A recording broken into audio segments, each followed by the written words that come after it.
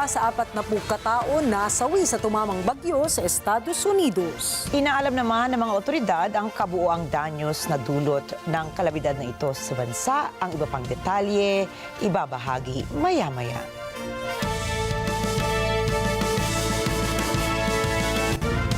Magandang gabi, ako po si Ricky Mathay. Ako si Nina Richie Alago Flores, ito ang Mata ng Agila International. Para naman sa mga headlines ngayong araw ng Lunes. Senado, iimbestigahan ang pagkakaaresto kay dating Pangulong Rodrigo Duterte. 3 Pilipinong nasagip sa isang scam hub sa Cambodia, balik Pinas na.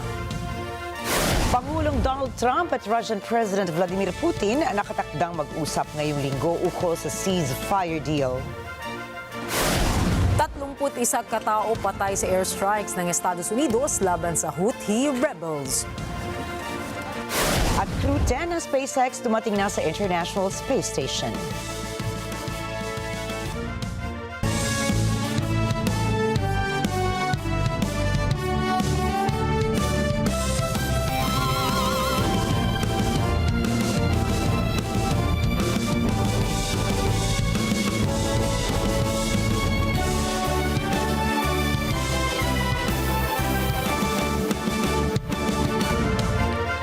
Iimbestigahan sa Senado ang ginawang pagkaaresto kay dating Pangulong Rodrigo Duterte.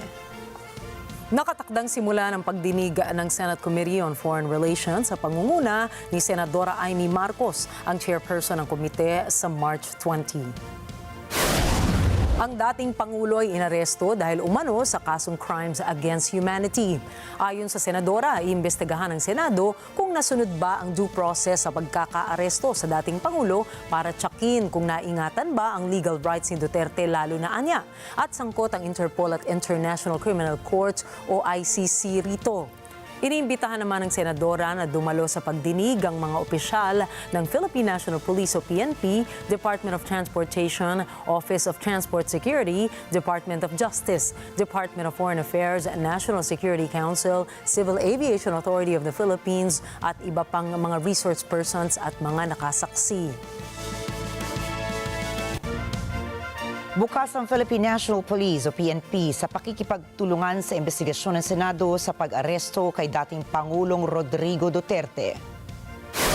Sinabi ni PNP Public Information Office Chief Police Colonel Randolph Tuanyo, hahayaan nilang pag-usapan na lamang sa korte ang proseso ng pag-aresto sa dating Pangulo. Binigyan din niya na nananatiling support role lamang ang PNP sa transnational crime.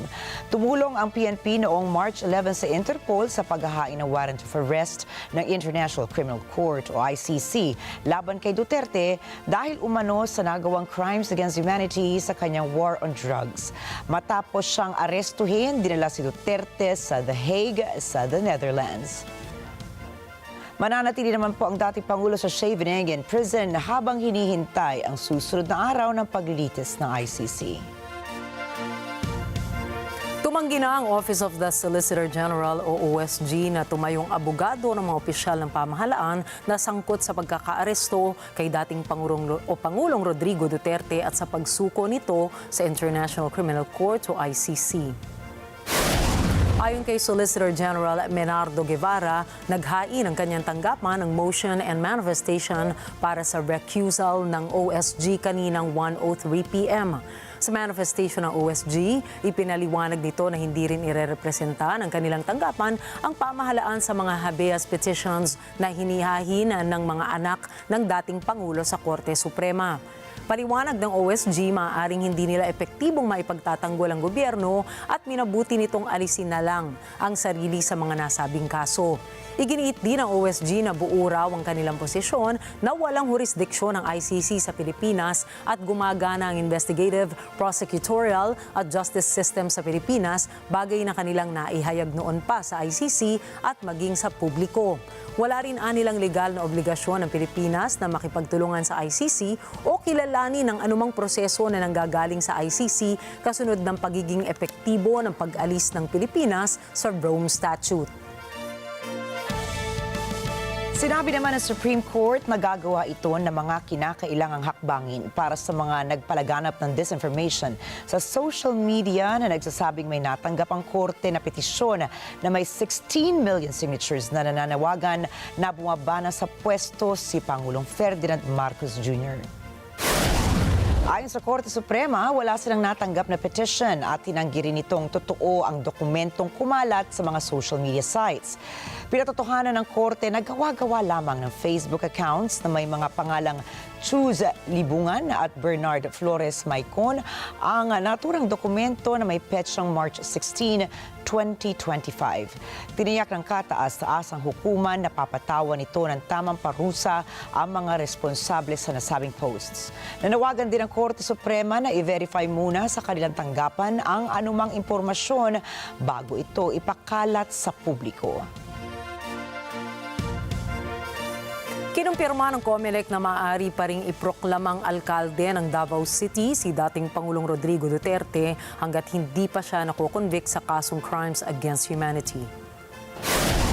Kinlaro ni COMELEC Chairperson George Garcia na hanggat wala pa sa final conviction sa kaso ng dating Pangulo ay mananatili ang pangalan niya sa balota. Anya, maaari pa ring maiproklama ang mga election candidates kahit hindi sila physically present sa oras ng ceremony. Una nang binigyang diin ng poll body na kahit inaresto si FPRRD ay nananatili siyang kandidato sa pagkaalkalde sa Davao City.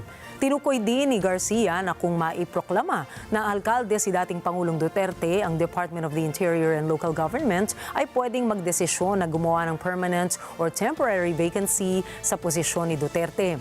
Alinsunod sa Local Government Code, ang Vice Governor o Vice Mayor ang pwedeng mag-assume sa tungkulin ng isang Governor at Mayor sakaling bakante ito. Inaasahan ng COMELEC na kanila matatapos ang pagberipika sa mga balota na gagamitin para sa 2025 midterm polls sa April 20 o 21. Paliwanag ni COMELEC Chairperson George Garcia, uunahin nila ang pagberipika ng mga balotang gagamitin sa mga malalayong lugar sa bansa. Anya, pagdating naman ng April 15 hanggang 20, sisimulan nila ang pag-verify sa mga balotang gagamitin sa Metro Manila at mga malalapit na lugar. Dagdag pa ng poll body chief, sisimulan nila ang pag-distribute sa mga verified ballots sa ikalawang linggo ng Abril. Ayon sa COMELEC, may dalawang phase ang verification process sa mga naimprentang balota. Una po rito ang manual verification ng mga personnel at pangalawa ang machine verification. Ipamamahagi rin ng COMELEC mula April 1 hanggang 30 ang voter information sheets sa buong Pilipinas. Ito ay 4 na pahinang sheets na naglalaman ng pangalan ng botante, detalye ng presinto, mga paalala para sa pagboto at listahan ng national and local candidates.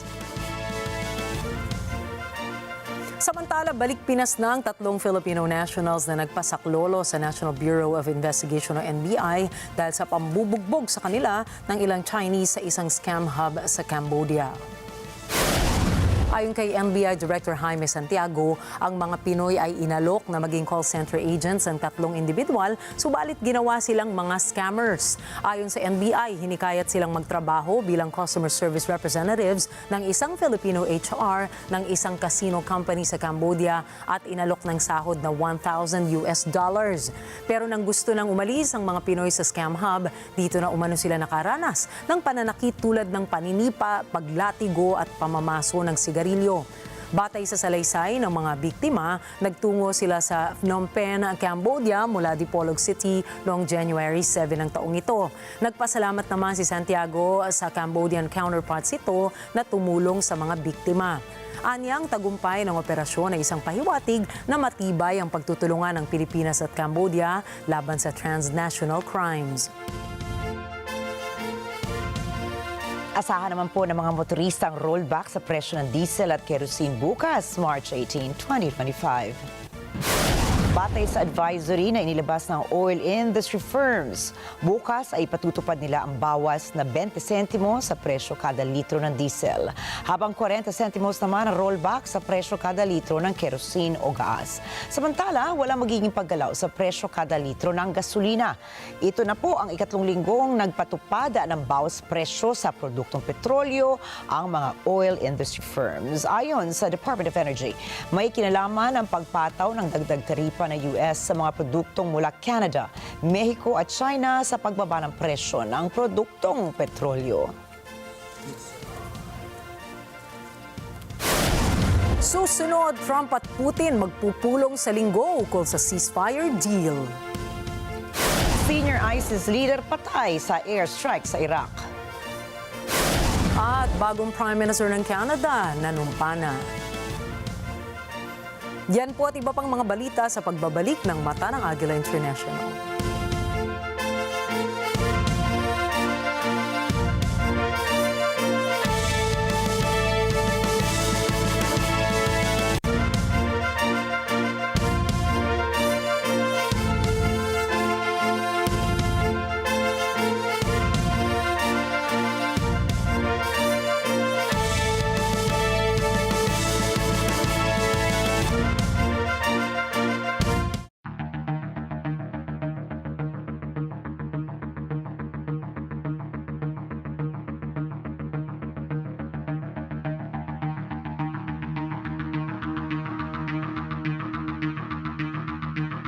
On NET Throwback.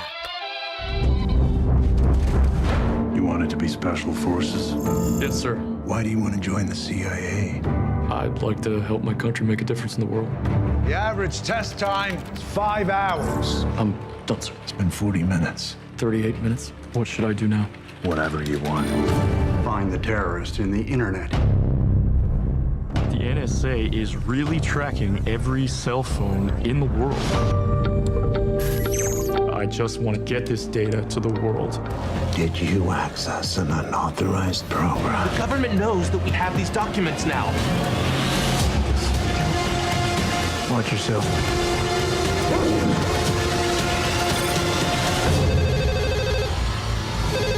We are running out of time. They're going to come for me. This Sunday, 12 noon, here on NET25. Let's net together. So NET25. I resign as the president of Wing Fashion. Seryoso talaga si Gino. Para kay Jessica, isusuko ko ang lahat. Pero anong binabalak nitong si Samantha? Ang higpit ng hawak. Takot kang mabitawan siya? Masasalisihan niya ba si Jessica? Lahat talaga ng bagay. Bumabalik sa dating kinaroroonan. Hello, my shining love. Weeknights, 9 p.m. on NET25. Let's net together. So NET25.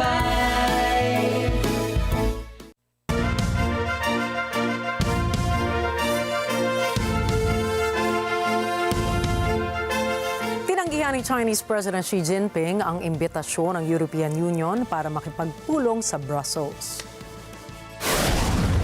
中方高度重视对欧关系，作为全球两大和平建设性力量，中欧关系健康稳定发展，符合双边根本和长远利益，符合国际社会的共同期待。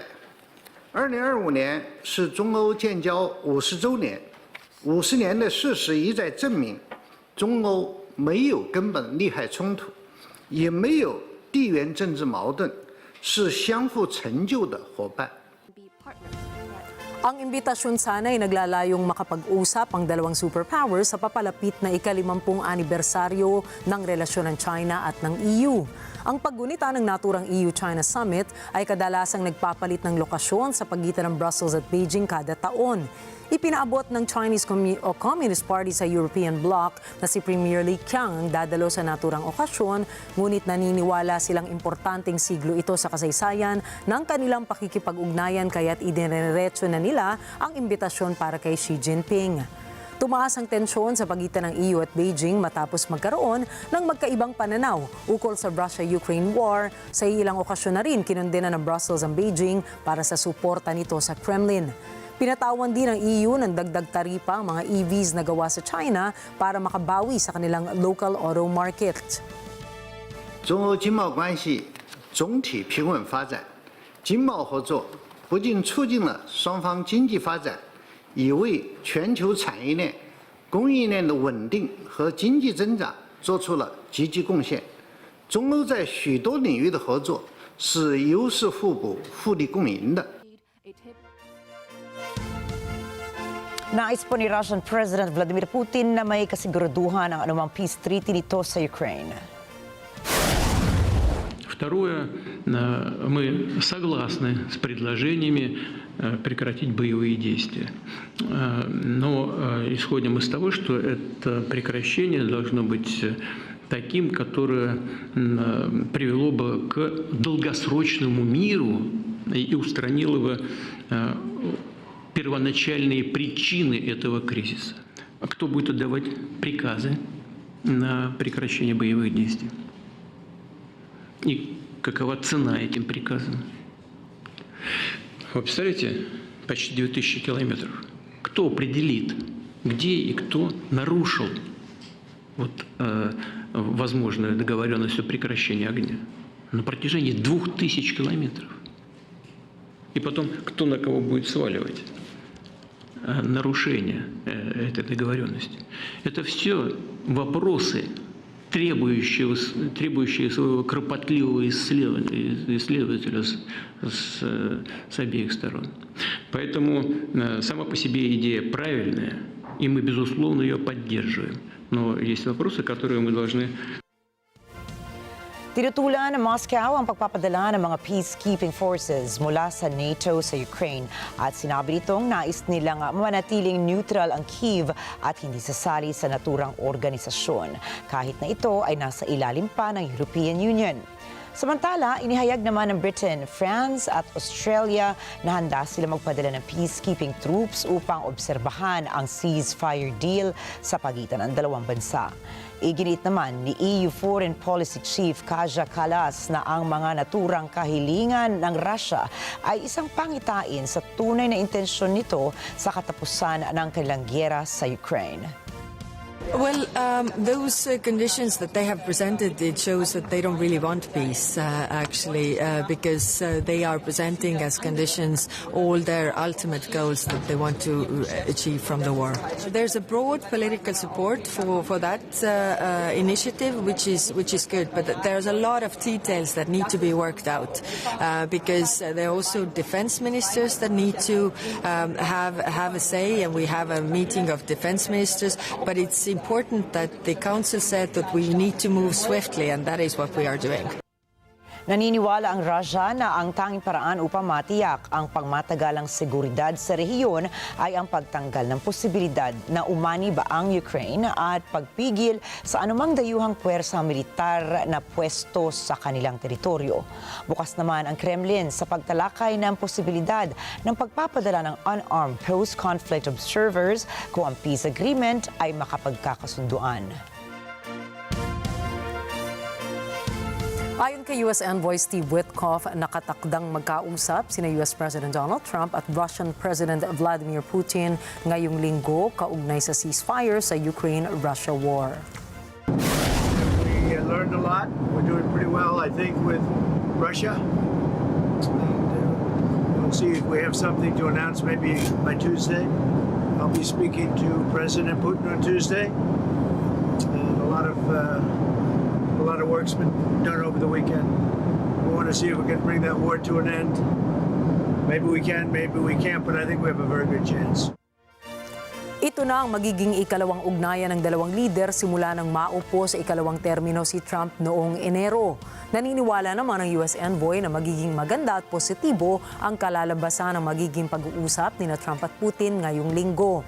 Unang nagkausap sina Trump at Putin noong Pebrero kung saan nagkasundo ang dalawa na simulan ang high-level talks kaugnay sa pagwawakas ng giyera sa Ukraine.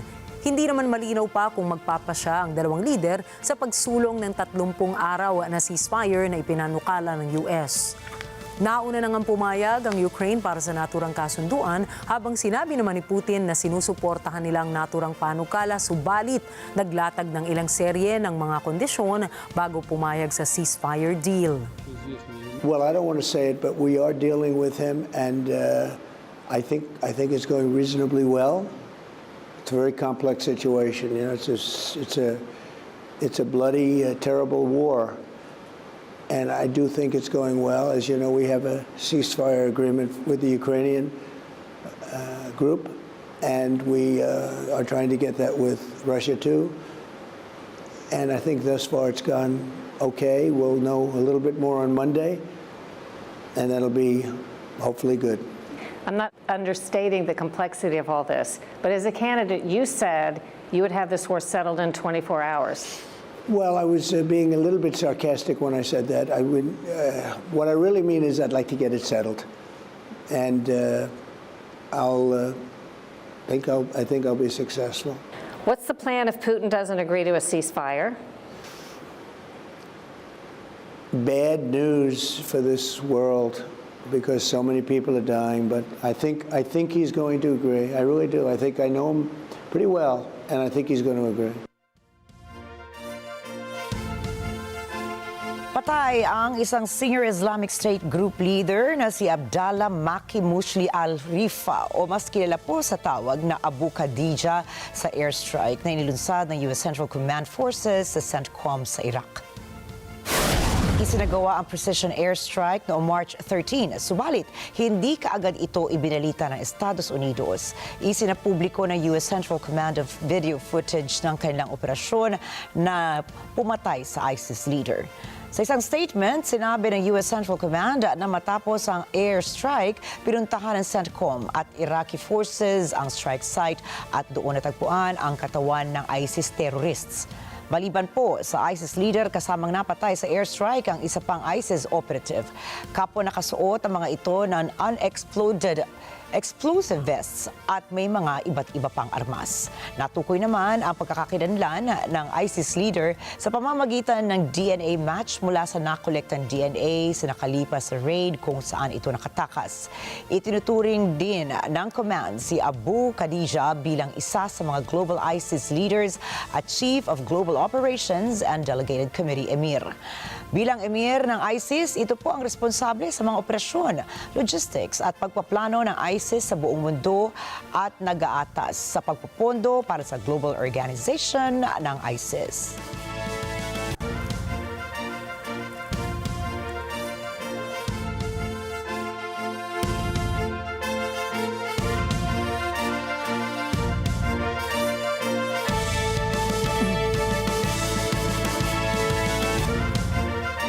Patay ang nasa 31 katao matapos ang ginawang airstrike ng Estados Unidos sa kuta ng mga Houthi rebels sa Yemen. أن العدو الأمريكي عدوانا سافرا على بلدنا خلال الساعات الماضية بأكثر من 47 غارة جوية استهدفت مناطق عدة في محافظات صنعاء وصعدة والبيضاء وحجة وضمار ومارب والجوف. وارتكب العدو الأمريكي عددا من المجازر حيث أدى هذا العدوان إلى استشهاد وجرح العشرات في حصيلة غير نهائية. وردا على هذا العدوان نفذت القوات المسلحة بعون الله تعالى عملية عسكرية نوعية استهدفت من خلالها حاملة الطائرات الأمريكية USS هاري ترومان والقطع الحربية التابعة لها شمالي البحر الأحمر. Ang nasabing pag-atake matapos ang banta ni US President Donald Trump laban sa Iran-backed group na umaatake sa mga barko sa Red Sea. Ayon sa Houthi, na karamihan sa mga nasawi ay mga babae at kabataan. Tumama ang airstrike sa mga lugar ng Saada, Al-Baida at Radaa kung saan nag-iwan din ito ng 100 katao na sugatan. Dinala ang mga sugatang biktima sa iba't ibang pagamutan. Una nang sinabi ni Trump na gagamit ito ng madugong puwersa para tuluyang matigil ang pag-atake ng mga Houthi rebels. Nangako naman ang Houthi rebel group na maghihiganti ito laban sa ginawang pag-atake ng Estados Unidos. وذلك ب18 صاروخا باليستيا ومجنحا وطائرة مسيرة. إن القوات المسلحة اليمنية لن تتردد في استهداف كافة القطع الحربية الأمريكية في البحرين الأحمر والعربي ردا على العدوان على بلدنا، وأنها بعون الله تعالى مستمرة في فرض الحصار البحري على العدو الإسرائيلي وفرض الحظر على سفنه في منطقة العمليات المعلن عنها حتى إدخال المساعدات والاحتياجات الأساسية إلى قطاع غزة. Sa iba pang balita, dapat bawiin ng France sa Estados Unidos ang Statue of Liberty. Ayon po yan kay French Deputy Raphael Glucksmann. Naniniwala si Glucksmann na hindi na kinakatawan ng Estados Unidos ang mga pag-uugali na nagtulak sa France noon para ibigay ang Statue of Liberty sa US. Dapat anyang ibalik ang higanteng estatwa sa France dahil sa ginawang pagpapatalsik ng Administrasyong Trump sa mga researchers sa US institutions. Hindi rin pabor si Glucksmann na sa bagong polisiya ni US President Donald Trump sa Ukraine War. Sinabi ng South Africa na nakapanghihinayang ang pagkakatiwalag ng ambasador nito sa Estados Unidos. Nanawagan din ito ng diplomatic decorum sa pagitan ng dalawang bansa. Narito ang report ni Anna Queen. Ilang oras matapos ideklara ni U.S. State Secretary Marco Rubio na persona non grata na si South African Ambassador to the United States, Ebrahim Rasool, naglabas ng pahayag ang tanggapan ng Pangulo na kahinahinayang ang pagtitiwalag na ito. Ayon sa pahayag, the presidency has noted the regrettable expulsion of South Africa's ambassador to the United States of America, Mr. Ebrahim Rasool. Sa isang post sa X noong Biyernes, tinawag ni Rubio si Rasool na isang race-baiting politician who hates America and President Donald Trump. Ito ay bilang tugon sa pagtuligsa ng ambassador kay Trump. Ayon sa pagsusuri, ang insidenteng ito ay lalong nagpapalala ng gumuguhong relasyon ng US at South Africa. Ayon kay Director of the African Center for the Study of the United States at the University of Pretoria, Christopher Afoki Isike, ang tensyong ito ay maaaring magtulak sa Africa na pag-isipan ang pakikitungo nito sa US sa mga darating na panahon. Anna Kui para sa mata ng Agila International, trusted, connected, on point. Nanumpa na bilang bagong Prime Minister ng Canada si Mark Carney. Ito ay matapos magbitiw sa pwesto si Justin Trudeau na sinasabing umalis dahil humina ang popularidad dito bilang leader ng Canada. Alamin po natin ang balita mula kay Cherry Recolizado. Magkakaroon na ng bagong Prime Minister ang Canada matapos ihalal ng Liberal Party si Mark Carney. Ang eleksyong ito ay sinagawa matapos mag-resign si Prime Minister Justin Trudeau noong Enero ng taong ito. Si Mark Carney ay dating gobernador ng Bank of Canada noong 2008 at ng Bank of England noong 2013. Siya rin ay kasalukuyang nagsisilbi bilang UN Special Envoy para sa Climate Action at Finance. Hindi pa siya nagkaroon ng anumang inihalal na posisyon sa gobyerno. Dahil sa pagbaba sa pwesto ni Trudeau, kinailangang pumili ng Liberal Party ng Canada ng kapalit na leader at Prime Minister hanggang sa sumapit ang pangkalahatang halalan sa Oktubre ngayong taon. Malinaw na si Mark Carney ang nangungunang kandidato at nakakuha ng pinakamaraming boto mula sa mga liberal, na may 85.9% ng kabuuang boto, higit pa sa nakuha ni Trudeau noong siya ay nahalal noong 2013. Si Carney ay nanumpa na bilang ika-24 na Prime Minister ng Canada noong Biyernes. Simula nang manalo si Carney, tumaas ang kasikatan at suporta para sa Liberal Party batay sa mga survey kamakailan laban sa dating nangungunang Conservative Party na pinamumunuan ni Pierre Poilievre na ang mga pananalita ay kinukumpara kay Trump. Kilala si Carney sa kanyang maugong na pagtutol laban kay Trump. Sa kanyang acceptance speech, sinabi niyang ang Canada hindi kailanman magiging bahagi ng Amerika sa anumang paraan, anyo o forma. At tinawag niyang hindi makatarungan ang mga taripa ng Amerika. Cherry Recolizado, Toronto, Ontario, para sa mata ng Agila International. Trusted, connected, on point. Sa pagdiriwang ng ika-80 taon ng United Nations, hangad nito na pagbutihin ang kahusayan ng ahensya at magbawas ng gastos sa gitna ng cash crisis. Alamin natin ang mga detalye mula kay JC Yumul. Hindi man daw ginagaya ni UN Chief Antonio Guterres ang cost-cutting efforts ni na US President Donald Trump at Elon Musk. Sinabi nitong kailangang tiyakin kung saan napupunta ang pondo ng ahensya para sa kapakanan ng milyong-milyong buhay na nakasalalay dito. My objective is to move as soon as possible in areas where I have the authority and to urge member states to consider the many decisions that rest with them. And this goes far beyond the technical. Budgets at the United Nations are not just numbers on a balance sheet. They are a matter of life and death for millions around the world. We must ensure value for money while advancing shared values. Aniya, iba ang paraan na kanyang ipinatutupad kumpara sa nagaganap ngayon sa US. First of all, nothing to do with that kind of initiatives. We are talking about completely different processes, methodologies, and objectives.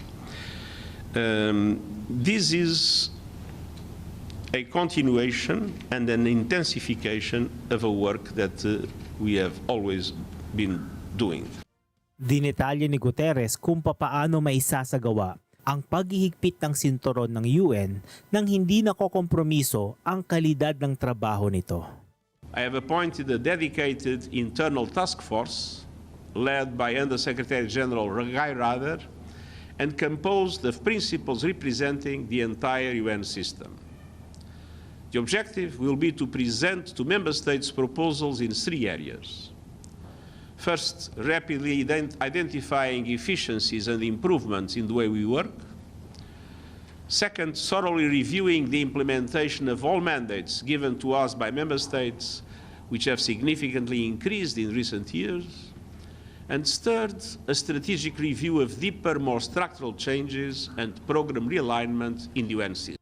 Ang hakbang na ito ng UN ay sa gitna ng pagharap nito sa isang liquidity crisis na nasa 7 taon na ngayon. But resources are shrinking across the board, and they have been for a long time. For example, for at least the past 7 years, the United Nations has faced a liquidity crisis because not all member states pay in full, and many also do not pay on time. Ang karaniwang budget para sa UN noong 2025 ay nasa $3.7 billion. Kasama na riyan ang pondo para sa mga gawaing politikal, humanitarian, disarmament, economic, social affairs at communications. Ang mga kontribusyon sa mga ahensya nito, pondo at programa tulad ng World Food Program at Children's Group UNICEF ay voluntaryo. Ang dalawang bansang may pinakamalakas magbigay sa UN ay ang US at ang China. Nagbabadya ang Washington ng maximum na 22%, samantala ang Beijing naman ay tumaas ng percent ang binibigay ngayon na nasa 20% na. Sinasabing ang US ay may atrasong utang na $1.5 billion. Ang huling bigay nito na $275 million ay noong nakaraang Nobyembre sa ilalim ni dating Pangulong Joe Biden. Ani Guterres, ramdam ng UN ang panahon ngayon ng kawalang katiyakan. Subalit, ayon dito, lalong kailangan ng mundo ang United Nations. Our world is facing challenges on every front. Since the United Nations reflects that world in all its aspects, we feel it in all our work. And these are times of intense uncertainty and unpredictability. And yet, certain truths have been more clear. The United Nations has never been more needed. Our values have never been more relevant. And the needs have never been greater. Dagdag ni Guterres, ngayong ika-80 taon ng ahensya, napakagandaan niya ng panahong ito upang palawakin ang kakayanan ng United Nations. JC Yumol para sa mata ng Agila International, trusted, connected, on point. Susunod, isang US influencer ang nahaharap sa deportation sa Australia. Nawaya the Monster Inoue nakatakdang lumabang muli. At Disney fans, pinagkaguluhan ang trailer ng Lilo and Stitch.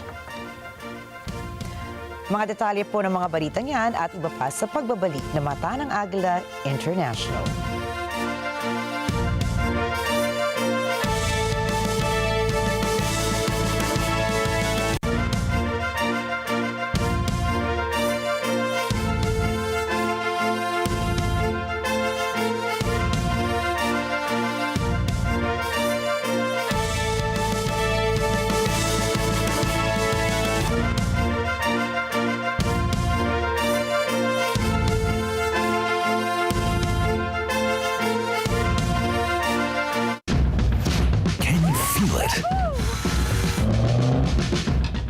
like it?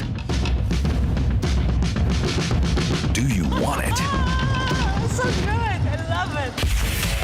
Okay, then buckle up, put the pedal to the metal, and let's ride.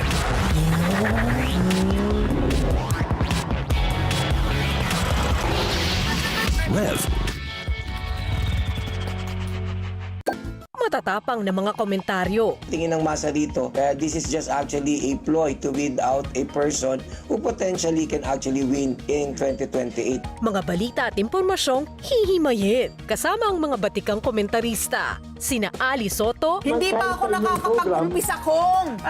Dahil aminado naman kayo, kalabisan din yung ginagawa ng ibang kasama nyo dyan. At Pat P. Daza. Desperado na siya. There's no way na makakapasok yung kanyang slate unless patayin itong 15. Sa ASPN. Ano sa palagay nyo? Lunes hanggang Biyernes, alas 8 hanggang alas 10 ng umaga, dito sa NET25. Together, sa NET25.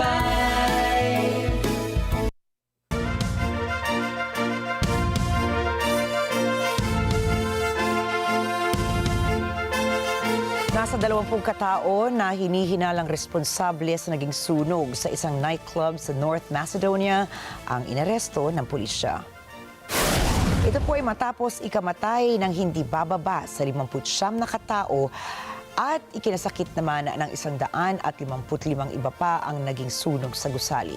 Ayon sa lokal na ulat, higit sa 500 katao ang dumalo sa isang concert nang naganap ang trahedya.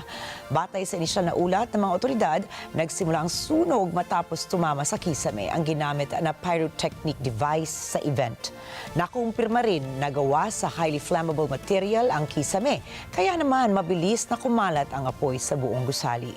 Tinukoy naman ni North Macedonian Prime Minister Hristijan Mikoshiki na may kinalaman ang establishment sa korupsyon matapos sila malaman na nanuhol ito sa Economy Ministry para magkaroon lamang ng lisensya. А во моментов ги имаме информациите дека објектот каде што се случи несреќата има фалсификувана лиценца која е издадена во март 2024 година за мито. Тоа е документ за работа на КБР, кој е издаден нелегално со оригинален печат на Министерството за економија и подпис на тогашните официјални лица на истото тоа министерство. Има тука многу прашања кои истрагата доправа ќе ги одговори. Од тука во сето ова што ни се случува и ни се случи, најпрво мора да има кривична одговорност за сите до еден инволвирани. Без разлика кој од која институција е, на кое ниво, од која партија, од која професија и така натаму до последниот. Umabot na sa 40 katao ang nasawi dahil sa tumamang bagyo sa Missouri, Arkansas, Texas, Oklahoma, Kansas, Alabama at Mississippi. Batay sa preliminary report, hindi bababa sa 557 na mga bagyo ang naiulat nitong Biyernes at 135 naman ang naiulat nitong Linggo, kung saan 34 sa mga ito ay mga tornado. Higit sa 380,000 na mga tirahan naman ang kasalukuyang walang kuryente dahil sa mga tumumbang mga poste ng kuryente. Nagdeklara na si Oklahoma Governor Kevin Stitt ng state of emergency sa 12 counties sa estado. Inaasahan naman ng National Weather Service na tatama naman sa east states ng US ang bagyo matapos manalasa nito sa South at Midwest states. Naghahanda na rin ang Pennsylvania, Florida, Cleveland at North Carolina sa posibleng epekto ng tatamang bagyo sa kanila. Isang Japanese influencer ang nasawi matapos itong pagsasaksakin habang naka-live streaming. Karumal-dumal ang sinapit ng isang 22-year-old na si Iris Sato matapos itong magtamo ng 30 saksak habang siya ay nasa gitna ng isang live stream at gumagawa pa ng content. Naabutan sa scene of the crime ang suspect na si Kenji Takano, 42 anyos, na kinilala bilang isa sa mga taga-subaybay ng influencer.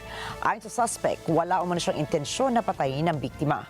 Batay naman sa investigasyon, utang ang naging sanhi na motibo ng suspect. Hindi umano nagbabayad ang biktima matapos mangutang ng halos 2 milyong yen mula sa suspect.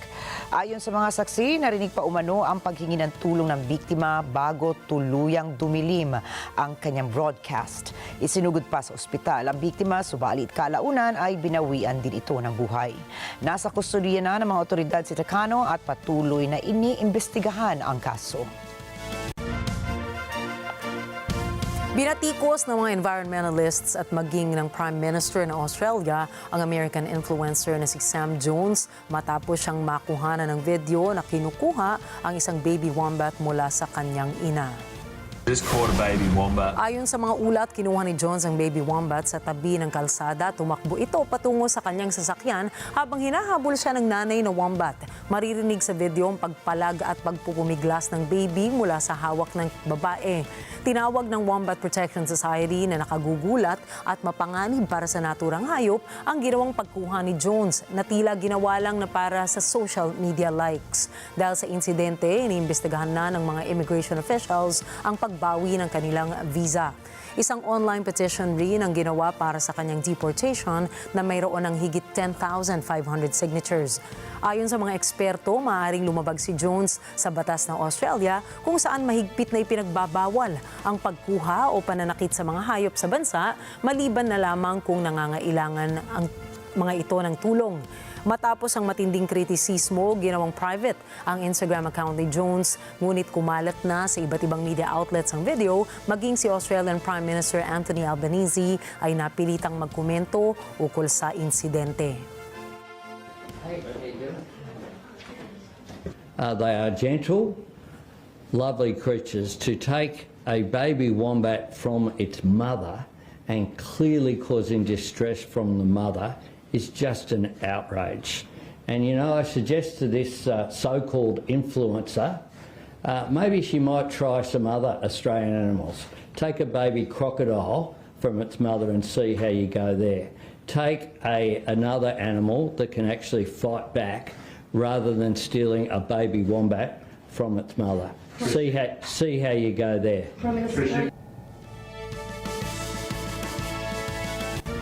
Isang 40 taong gulang na ginang ang sinagip ng isang rail officer matapos itong mawalan ng balanse at nakaladkad pa ng tren sa Bori Valley Station sa India. Sa pulpo sa CCTV ang ilang sandali ng pagiging bayani ng rail officer. Unang mapapansing may tinuro ang lalaki at saka tumakbo ito ng mabilis. Ang ginang kasi ay pumanaob sa sinasakyan tren kahit umaandar ito. Hindi na napansin ng babae na may awang pala sa platform. Kaya paghakbang nito ay lumusot siya dito. Buti na lamang ay alis ang rail officer at kaagad na nahila ang babae bago ito pumailalim. Hindi pa ito ang unang insidente na naganap sa India. Kamakailan lamang ay mayroong ding sinagip na lalaki sa Charney Road Station matapos itong madulas habang sinusubukang sumakay sa umaandar na tren. Para muling maiwasan ang mga ganitong aksidente ay lubos ang pagpapaalala ng mga railway officials sa mga pasaherong tigilan ang pagsakay o pagbaba ng tren kapag umaandar ito. Ilang mga tahanan ang naabo dahil sa wildfires na dumaan sa Oklahoma State ng Estados Unidos nitong Biyernes. Narito ang report ni Michelle Verzonilla. Sa Stillwater City ng Oklahoma State, ilang kabahagyan ang napinsala ng sunog noong Biyernes, Marso 14. Dahil dito, nag-issue ang mga otoridad ng paglikas sa mga residente. Binabalaan ng Stillwater Emergency Management ang mga residente na huwag munang babalik sa kanilang mga tahanan dahil sa kasalukuyan ay umaapoy pa rin ang mga sunog. Nag-issue rin ng evacuation orders para sa iba pang bahagi ng Oklahoma dahil patuloy din ang pagliyab ng iba't ibang sunog. Libo-libong mga residente ang walang kuryente. Sinasabing delikado rin ang bumiyahe sa mga lugar na ito. Isinara rin ng Oklahoma Department of Transportation at ng Oklahoma Turnpike Authority ang ilang highways sa estado. Michelle Verzonilla para sa mata ng Agila International, trusted, connected on point. 2 buwan nang nakalipas nang inakala ni Catherine Kiefer na patay na ang pusa niya na si Aggie matapos masunog ang bahay ng kanyang pamilya sa Palisades wildfire. Subalit noong Sabado, nakatanggap si Kiefer ng tawag mula sa West Los Angeles Animal Shelter na siyang nagbigay sa ginang ng pag-asang buhay pa ang kanyang fur baby. Sa isang viral TikTok video na ibinahagi ng kanyang anak, makikita pong umiiyak si Kiefer habang mahigpit na yakap ang pusa. Dahil sa kanilang emosyonal na muling pagkikita, maraming netizens ang humihiling ng araw-araw na updates tungkol sa kanya. Nakalikom na ng $21,000 ang pamilya para sa gamutan ni Aggie mula sa injury sa natamo mula sa wildfires. Sumailalim si Aggie sa ilang blood transfusions at ngayon ay nasa pangangalaga ng isang espesyalista. Ayon po sa lokal na ulat, nasa isang medical appointment si Kiefer nang tinupok ng wildfires ang kanilang lugar.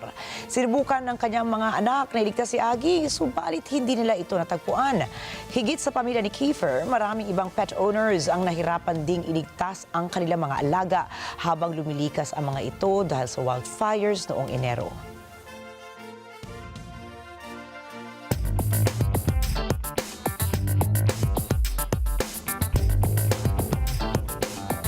Dahil naman sa hindi bumubuting krisis ng kakulangan ng itlog sa bansa, nagpasaklolo na ang Estados Unidos sa ilang bansa sa Europa. Alamin po natin ang mga detalye mula kay Rosel Feria. Humingi ng alalay ang bansa sa ilang bansa sa Europa para mag-angkat ng itlog. Ito ay sa gitna ng matinding kakulangan ng supply at kamahalan ng itlog sa bansa. Kinumpirma ng hepe pinuno ng Danish Egg Association na sumulat na ang US para makapag-angkat ng itlog. Ayon sa reports, sinusuri na ng asosasyon ang egg export potential nito sa darating na kalahating taon. Bukod sa Denmark, nag-request din ang US sa Sweden at Finland. Ayon sa pinakamalaking egg producer ng Sweden na Kronag, humaharap rin ang Europa sa kakulangan ng itlog kung kaya't uunahin itong supplyan ang European market. Ayon naman sa Finnish Poultry Association, ang bilang ng itlog na kaya lamang i-export ng Finland ay hindi matutugunan ang buong pangangailangan ng US. Ayon pa sa reports, kinumpirma rin ng Ministry of Agriculture and Food ng Norway na tumanggap rin sila ng request mula sa US sa pasimula ng buwang ito. Subalit marami sa egg producers ng bansa ay nagdesisyong hindi mag-export ng itlog sa US. Sinabi rin ng French Egg Industry Organization na dahil sa kasalukuyang avian influenza outbreak sa EU, lalong kumonti ang supply ng itlog sa France. Ayon naman sa Poultry Trade Associations ng maliliit na egg exporting countries tulad ng Indonesia, nakatanggap rin ang mga ito ng import request mula sa US. Ayon naman sa Egg Producers Central Union ng Turkey, plano nitong mag-export ng 420 million na itlog sa US ngayong taon. Patuloy ang pagtaas ng presyo ng itlog sa US dahil sa kakulangan ng inahing nangingitlog dahil sa avian influenza o bird flu. Ayon sa US Bureau of Labor Statistics, tumaas ang presyo ng mga itlog sa bansa ng hanggang 10.4% ng month-over-month at 58.8% ng year-over-year. Rosel Feria para sa Mata ng Agila International, trusted, connected, on point.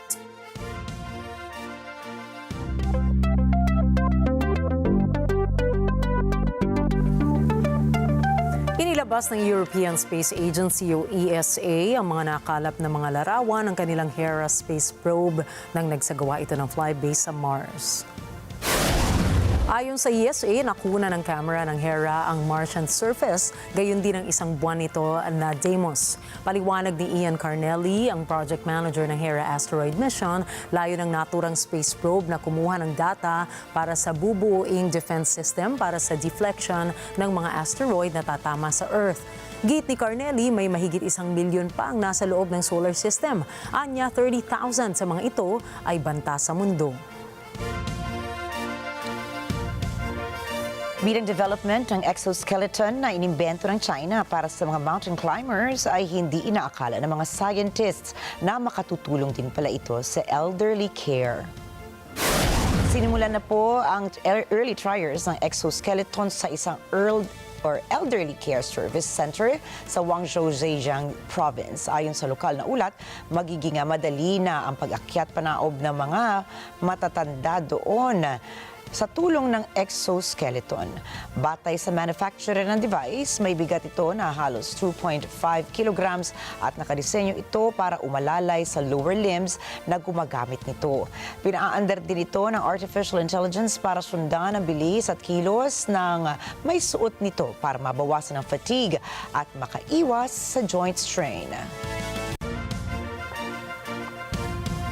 Dumating nitong linggo sa International Space Station o ISS ang panibagong crew na papalit kina US astronauts Butch Wilmore at Sunita Williams. Matapos ang 9 na buwan na pananatili sa ISS, sa wakas ay malapit nang makauwi ang dalawa pabalik sa Earth. Noong 2024 ay nagkaroon ng problema ang Boeing Starliner. Nakaranas kasi ang spacecraft ng thruster malfunction na naging dahilan ng pagka-stranded ng dalawang astronauts. Ang Crew 10 ay binubuo ng 4 na astronauts. Sila ay sina NASA astronaut Anne McClain at Nicole Ayers, JAXA astronaut Takuya Onishi at Roscosmos cosmonaut Kirill Peskov. Kinumpirma naman ng NASA na inaasahang makakauwi sina Wilmore at Williams kasama ang dalawang iba pang astronauts patungong Earth sa March 18.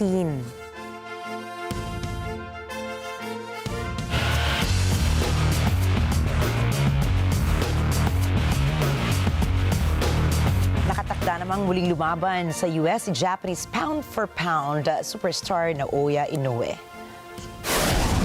Idedepensa nito ang kanyang undisputed super bantamweight title laban kay Ramon Cardenas sa darating na May 4 sa Las Vegas. Si Inoue ay mayroong record na 29 wins at wala pang talo na mayroong 26 knockouts kung saan ginanap ang huling 8 laban niya sa Japan. Kasalukuyang hawak niya ang WBC, WBA, WBO at IBF 122-pound titles.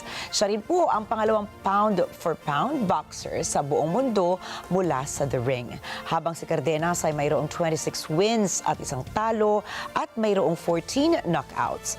Ang laban niya kay Inoue ay siyang unang pagtatangka sa World Championship.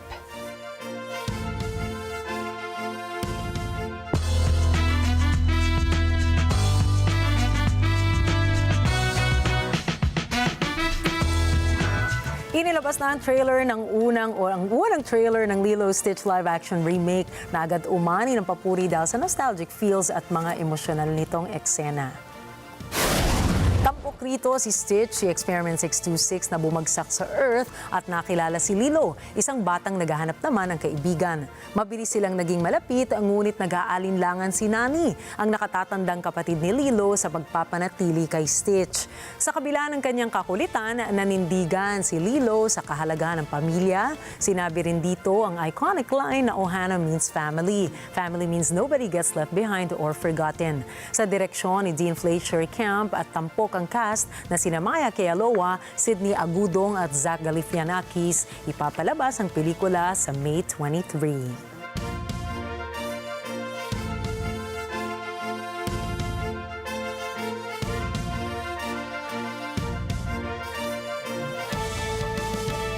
Sa iba pang balita, si Freddy ay naging pinakabatang nanalo sa Crafts, ang kilalang dog competition sa London.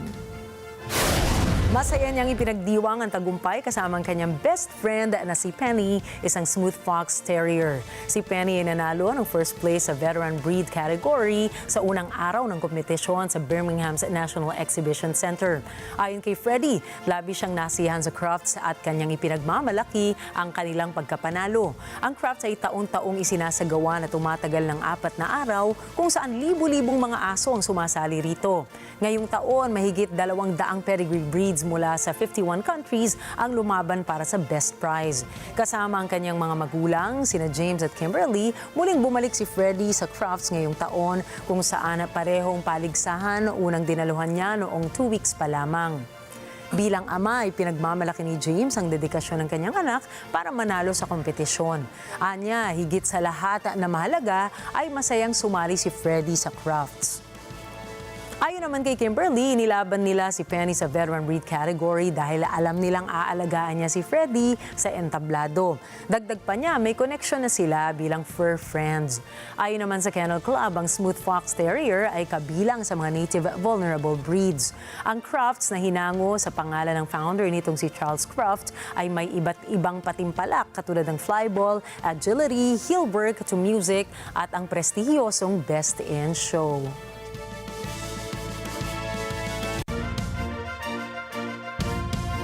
At narito po kami para maghatid ng balita saan mang dako ng mundo. Magandang gabi po. Ako po muli si Ricky Matay. Ako si Nina Richie Alago Flores, ito ang mata ng Agila International. Para naman po sa iba pang mga balitang nangyari rin sa iba't ibang panig ng mundo, punta tayo kay Alma Angeles para sa mata ng Agila World News. Take it away, Alma.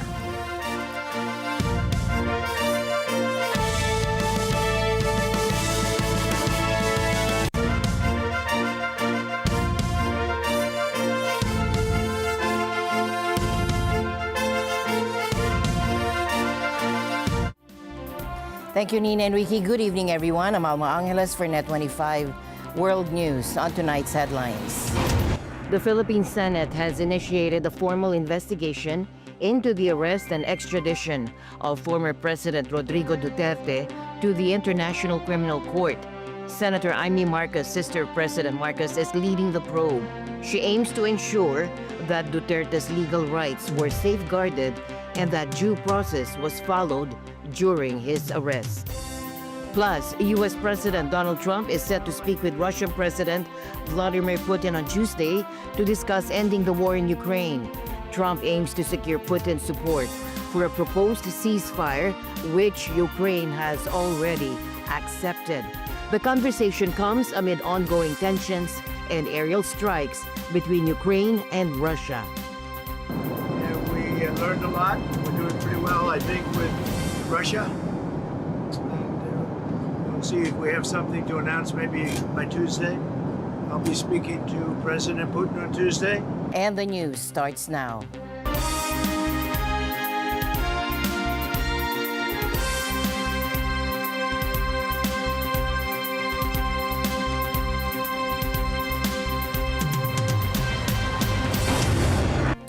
Former Philippine President Rodrigo Duterte appeared before the International Criminal Court via video link, facing charges of crimes against humanity related to his anti-drug campaign.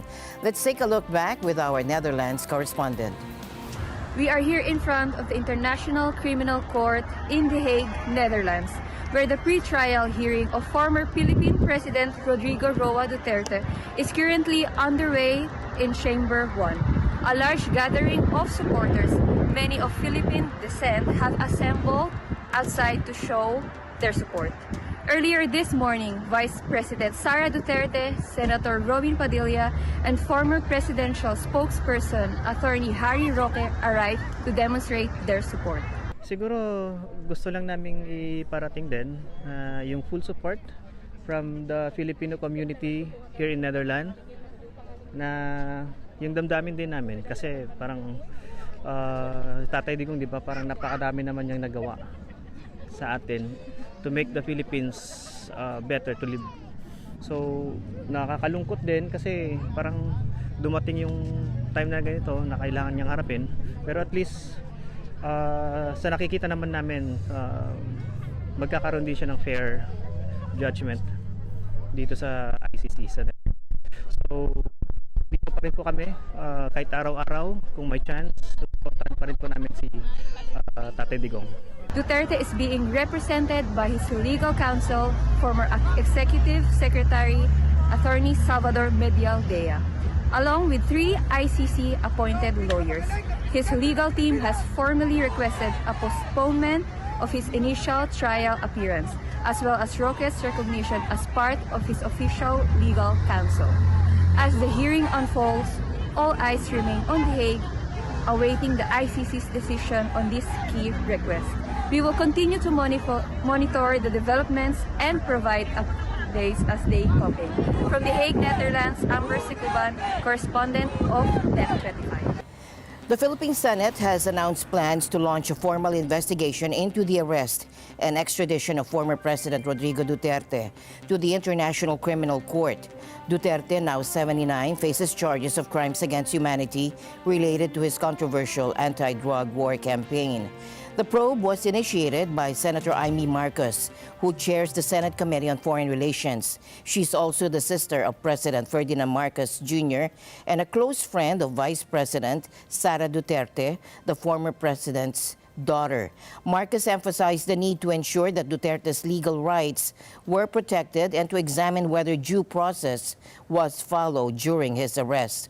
Marcos expressed concern that Duterte's detention could lead to trouble and has questioned the legality of his arrest. However, Duterte's lawyer, Salvador Medaldea, took it a step further by describing the actions against his client as pure and simple kidnapping. On the other hand, human rights groups and families of victims from Duterte's anti-drug war campaign have welcomed the arrest, seeing it as a step towards justice. Duterte is the first Asian former head of state to face charges from the ICC. Now, the Palace Communications team is stepping up efforts to fight false information, especially regarding the ICC case against the former president. During Monday's media briefing, PCO Undersecretary Claire Castro pointed to Duterte's recent arrest as a major trigger for the surge in misleading news stories circulating nationwide. It is very obvious that more fake news are lingering, maybe because of the present situation regarding the arrest of former President Duterte. We are taking steps like what we had last week. We had this live discussion with the concerned authorities to answer all those issues that had been raised by some people from the mainstream and also from the social media. Kitang-kita po ninyo, kahit po mismo si ES, dating ES, Medialdea, nakita po natin kung paano po ba niya nabanggit na nawawala ang dating Pangulong Duterte na yun po ay pinasinungalingan mismo ng ICC. So yung mga ganun pong mga irresponsableng mga pananalita ay dapat pong ang tao ay magmasid. Castro reassured that investors have no reason for concern despite political tensions following Duterte's arrest on an ICC warrant for alleged crimes against humanity. She also emphasized that foreign investors value countries and leaders who uphold the rule of law. Sa aking palagay po, sa akin pong palagay, dahil magkakaroon po kami ng meeting mamaya with the BSP, hindi po naaalarma ang administrasyon patungkol po sa investors dahil ang mga foreign investors po mas gusto po nila na ang bansa at ang mga leader ay sumusunod sa batas. Hindi po nagkakanlong ng mga tao na involved po, lalong-lalo na sa crime against humanity, specifically murder. Hindi po inaayunan talaga yan ng mga foreign investors na magkanlong ka ng mga tao involved sa mga krimen. When questioned about former presidential spokesperson Harry Roque's appearance in the Netherlands to support Duterte, Castro suggested that Duterte supporters might want to call for Roque's return to the Philippines as well, not just the former presidents.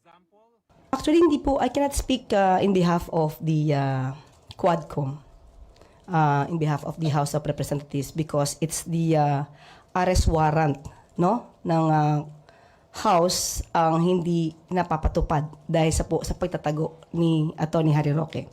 Pero mas maganda po siguro na i-challenge po talaga natin siya na siya po yung umuwi. Kasi di ba bring home FP Duterte. So siguro mas magandang isigaw po rin ng mga tao, bring home Roque.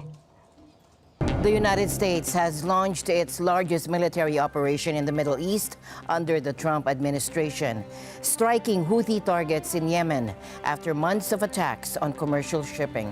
Take a look.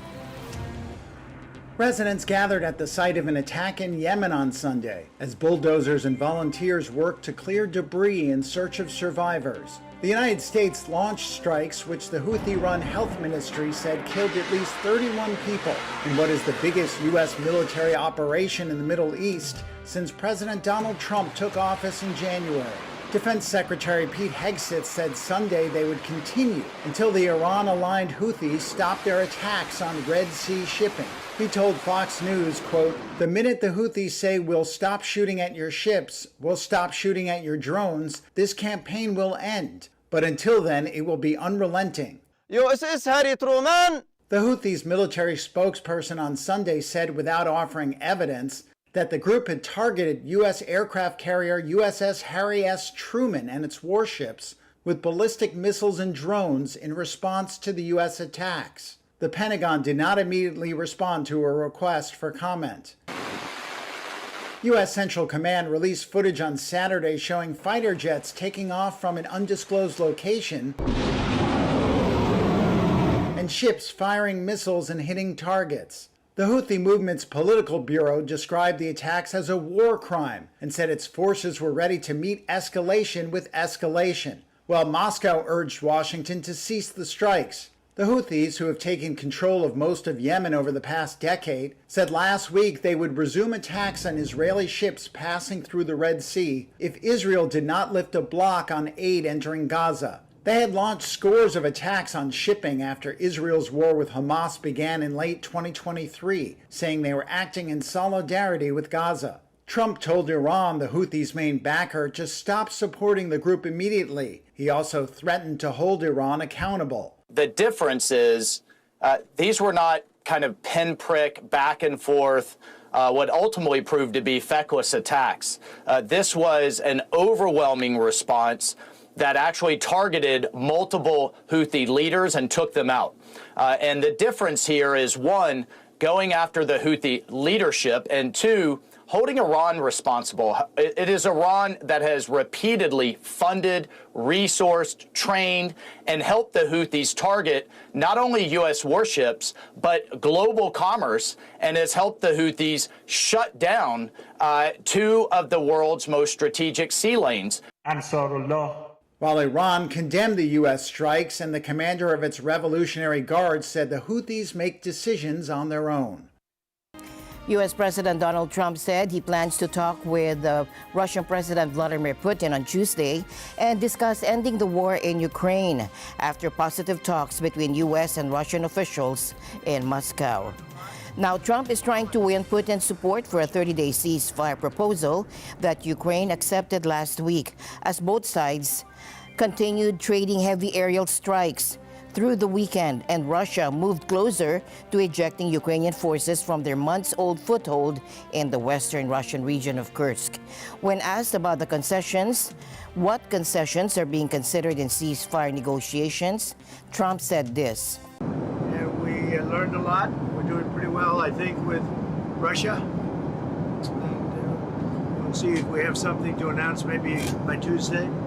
I'll be speaking to President Putin on Tuesday. And a lot of work's been done over the weekend. We want to see if we can bring that war to an end.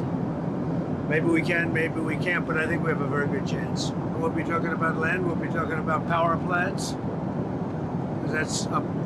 It's a big question. But I think we have a lot of it already discussed very much by both sides. You'll ask him. Ukraine and Russia. You'll ask him. We're already talking about that, dividing up certain assets. Yeah, and they've been working on that. Now, the Trump administration has deported alleged members of Venezuela's Tren de Aragua gang to El Salvador, despite the federal judge's order to halt such actions. Now, the administration contends that the judge lacks authority to block these deportations, asserting that the court's jurisdiction does not extend to presidential decisions on foreign affairs. Take a look. More than 200 alleged Venezuelan gang members arrived in El Salvador on Sunday after being deported from the U.S., the Salvadoran president said. Video released by the El Salvador government shows them being taken to the Terrorism Confinement Center, a mega prison that can hold up to 40,000 inmates. U.S. President Donald Trump invoked the 1798 Alien Enemies Act on Friday to rapidly deport the alleged members. A day later, a federal judge blocked the application of the law for 14 days, saying the statute refers to, quote, hostile acts perpetrated by another country that are commensurate to war. So the Alien Enemies Act was enacted in 1798, and it's a wartime authority that can only be used when the United States is in a declared war with another nation or another nation is invading our country. It cannot be used against simply a gang. And notably, it's only been used 3 times in our country's history, all during declared wars: the War of 1812, World War I, and World War II. We are aware of no authority for applying it to a regular gang, even if the gang has infiltrated to some extent another nation's government. If this is not a foreign government, then it cannot be used. The Trump administration has appealed the ruling. I think we're on very dangerous ground here. This is as lawless an action as the administration has taken. If the administration is allowed to use wartime authorities anytime it wants to remove people, I think we are going to see more and more people being subjected to this type of Alien Enemies Act and a blurring of wartime authority with domestic authority. I cannot stress how important it is that the federal courts prevent this from happening. Venezuelan President Nicolas Maduro's government said it rejected the use of the anachronistic U.S. law to deport alleged gang members, saying it violated migrants' rights. The deported are allegedly part of Tren de Aragua, a criminal organization that's been linked to kidnapping, extortion, organized crime, and contract killings. Yeah, so I think there's 2 parts to what's going on. The first is, even if any of the individuals are members of the gang, the law cannot be used for straight immigration purposes because the TDA is not a foreign government or nation. But beyond that, even if it were legal to invoke the Alien Enemies Act, these individuals must be given an opportunity to show that they are not members of the gang. And what we understand is that many of the people, including our named plaintiffs, are not members of the gang. So for that reason alone, this is illegal. The Trump administration has escalated its efforts to combat drug trafficking, focusing on the cartels responsible for the flow of deadly fentanyl into the U.S. In a significant development, 7 cartel leaders have been extradited from Colombia to face justice on American soil. Leading this aggressive initiative is newly appointed FBI Director Kash Patel, known for his tough stance on crime and commitment to restoring the Bureau's reputation. In a sweeping operation, the FBI has dealt a significant blow to international drug trafficking networks. The extradition of these 7 cartel leaders represents a critical step in dismantling operations that have flooded American communities with dangerous narcotics. Director Patel announced his successful operation on social media, stating, "Along with our interagency partners, the FBI and DOJ extradited 7 cartel leaders from Colombia." He emphasized that these individuals were responsible for funneling thousands of kilos of drugs into the U.S. and assured that the culprits will now face American justice. Patel's message to drug traffickers worldwide was unequivocal. "If you harm Americans, we will find you. We will search every corner of the earth. Justice will be served."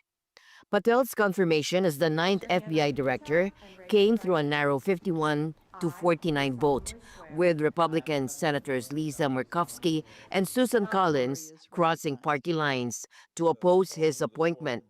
Critics have voiced concerns about the timing of his leadership, as captured in this statement from Democratic lawmakers. After meeting with Mr. Patel and reviewing his record and questioning him under oath at his hearing, I am deeply concerned about his fitness to serve as FBI director. He has neither the experience, the judgment, nor the temperament to lead the FBI. My Senate Republican colleagues, sadly, are willfully ignoring myriad red flags about Mr. Patel, especially his recurring instinct to threaten retribution against his political enemies and President Trump's perceived enemies. The Bureau is currently navigating significant internal changes, including the removal of top officials and efforts to identify agents involved in the January 6 investigations. Despite these challenges, Patel has made his position clear. In just 2 short weeks, we have arrested over 300 violent felonies, gang members, including MS-13 and 18 gangsters. We have taken seizure of hundreds of pounds of narcotics and hundreds of weapons and currency and illicit goods. In Massachusetts alone, in the last couple of weeks, they have indicted federally over 50 violent gang members and narco traffickers, seizing almost 200 kilograms of fentanyl. We've been instructed to get after it, and that's exactly what we are doing. We have to especially get after it when we lose an American citizen every 7 minutes to a drug overdose. The extradition comes amid an ongoing fentanyl crisis in America. Since 2023, authorities have seized massive quantities of the deadly drug. 25,697 kilograms of fentanyl pills at the southern border, 7,272 kilograms of fentanyl powder at the southern border, 659 kilograms of fentanyl pills at the northern border, and 650 kilograms of fentanyl powder at the northern border. In early 2024, Customs and Border Protection intensified operations across California, Arizona, and the Pacific Northwest, resulting in the seizure of nearly 5,000 kilograms of drugs, including 574 kilograms of fentanyl. Reports indicate that those arrested include members of violent gangs such as MS-13 and Tren de Aragua. The battle against cartels has entered a new phase, with American law enforcement determined to dismantle these criminal networks and protect communities from deadly narcotics. The Trump administration is considering travel bans in 43 countries. Take a look. Widespread demonstrations erupted when President Donald Trump, in his first term, issued a travel ban for 7 majority Muslim countries. And now, the Trump administration is considering a new travel ban. That's according to sources familiar with the matter and an internal memo seen by Reuters, which shows 41 countries divided into 3 separate groups. The first group of 10 countries, including citizens from Afghanistan, Iran, Syria, Cuba, and North Korea, would be set for a full visa suspension. The second group of 5 countries, Eritrea, Haiti, Laos, Myanmar, and South Sudan, would face partial visa suspensions. The third group, which includes Belarus and Pakistan, would be considered for a partial visa suspension too, if, according to the memo, their governments, quote, do not make efforts to address deficiencies within 60 days. A U.S. official told Reuters there could be changes on the list and that it was yet to be approved by the administration. When Trump took office on January 20th, he issued an executive order requiring intensified security vetting of any foreigners seeking U.S. entry. That order directed several cabinet members to submit by March 21st a list of countries from which travel should be partly or fully suspended. The State Department did not immediately respond to a request for comment from Reuters. Tragedy strikes North Macedonia. A devastating fire at an unlicensed nightclub in Kočani has claimed the lives of at least 59 people, with over 150 injured. Take a look. Officials say at least 59 people are dead after a fire tore through an unlicensed nightclub in North Macedonia early Sunday morning. Video from the event verified by Reuters showed a band playing on stage at Pulse nightclub as 2 flares spat white sparks into the air, some of which set the ceiling ablaze around 3 a.m. Hundreds of people then scrambled for the small venue's only exit as the fire spread, leaving many trapped. Relatives and friends of the victims gathered outside the main hospital in Kočani on Sunday, where some of the more than 150 people injured are being treated. Just hours earlier, Maria Taseva was with her sister at the club when disaster struck. The fire broke out. Everyone started screaming and shouting, "Get out, get out!" But unfortunately, there was only one exit, and there were 1,500 people inside. Then everyone started pushing each other, so I headed for the exit. I don't know how, but I ended up on the ground. I couldn't get up, and at that moment, people started stomping on me. I don't know how, but somehow I managed to get out. I'm fine now, but there are many dead. It's terrible. Authorities say the number of people inside was lower, at 500. Taseva was asked if she lost anyone. Sestra, починам. Yes, I did. My sister died.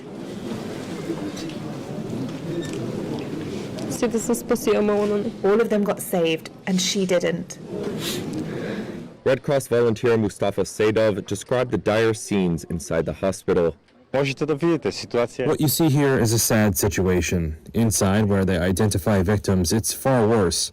You see that the parents are also quite young, in their 40s. Their children are 18 or 20 years old. As I said, the situation is brutal, chaotic. The stories are also very sad. And unfortunately, many young lives are lost. Some patients were transferred to neighboring countries, including Bulgaria, for treatment. North Macedonia's interior minister said more than 20 of the injured and 3 of those killed were minors. He added that authorities arrested about 20 people in connection with the fire, including the club manager, members of the band, and government officials. The country's Prime Minister, Christian Mikoski, said investigators had found the club's license had been issued illegally and that they had reason to suspect that, quote, graft and corruption were involved, without providing details. He promised those responsible would face justice and declared 7 days of national mourning. Severe weather has left a trail of destruction across Alabama, with at least 2 fatalities reported on Sunday. Governor Kay Ivey confirmed that damage was widespread, affecting 52 out of the state's 67 counties. In Keller, Alabama, the aftermath was evident, with downed trees and torn roofs becoming a common sight. We had a lot of tree damage, came down on our fence and our bird enclosure. We have a bunch of chickens and stuff. The storms, which ravaged both the South and the Midwest, continued their eastward path on Sunday. By mid-afternoon, nearly 300,000 consumers were without power across the affected areas, according to PowerOutage.com. Missouri bore the brunt of the fatalities, with 12 deaths reported across 5 counties, as confirmed by the state's Highway Patrol. The severe weather system spawned multiple tornadoes, with 26 reported. We've got a total loss on our canopy. We've lost our compressor units to our coolers. We had several vehicles, tractor trailers that were damaged. Our roof, the roof to our storage building. Trying to think of what, there's just so much. We've lost all of our food, all of the stuff that's in the freezers and refrigerators, everything in our cooler with the compressor going out. It looks pretty extensive. The roof's blown off of it. Everything around it here is really bad. The trailer park up the street had fatalities. This was part of a larger low-pressure system that drove intense thunderstorms across Arkansas, Illinois, Mississippi, and Missouri. As the storms moved east, forecasters warned of continued severe weather threats, with the potential for more tornadoes and thunderstorms. The National Weather Service had issued a rare high-risk warning for parts of Mississippi and Alabama earlier in the weekend. And the news continues here on NET25. We'll be right back.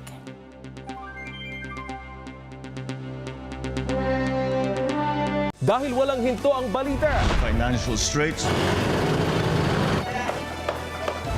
Mata ng Agila Weekend tuwing Sabado, alas 4 ng hapon. Ito ang NET25. Matatag, matapag, matapak.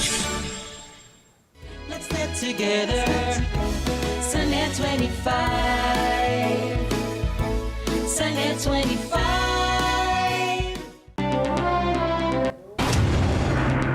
After an extended stay at the the International Space Station, NASA astronauts Sunita Williams and Butch Wilmore are finally set to return to Earth on March 19. The original 8-day mission was prolonged due to issues with Boeing Starliner spacecraft, which made it unsafe for them to return earlier. The arrival of SpaceX's Crew 10 mission has paved the way for their departure.